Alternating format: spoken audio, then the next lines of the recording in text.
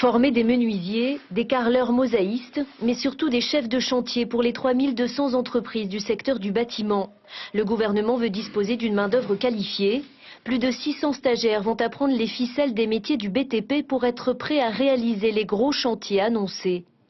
Il s'agit pour moi d'anticiper sur les besoins des entreprises pour pouvoir former des personnes qui vont être opérationnelles lors de l'ouverture de ces chantiers. Car le secteur est en perte de vitesse depuis 5 ans. Le chiffre d'affaires des entreprises du BTP a baissé de 10% pour le gros œuvre, le contraire pour le second œuvre.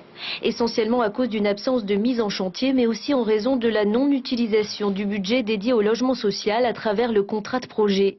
Au lieu de 240 logements qui devaient sortir de terre chaque année, seuls 61 ont été construits en moyenne entre 2008 et 2013. Du coup, le secteur a dû se séparer de ses ouvriers les plus qualifiés en négociant avec eux des départs à la retraite anticipés. Aujourd'hui, 85% des employés du BTP touchent donc le SMIG. Si une nouvelle main-d'œuvre formée tombe à pic, les chefs d'entreprise voient plus loin. C'est vraiment qu'une partie parce que l'intégration dans l'entreprise reste le sujet le plus compliqué. D'abord parce que l'entreprise a des règles et des contraintes, on l'a dit, elles sont économiques, elles sont sociales. Et ensuite parce que l'encadrement est la force de l'entreprise. Donc ces jeunes ou ces gens qui viennent effectivement d'acquérir un savoir-faire, il va falloir le mettre au service de l'entreprise et de l'ouvrage pour lequel ils ont été désignés.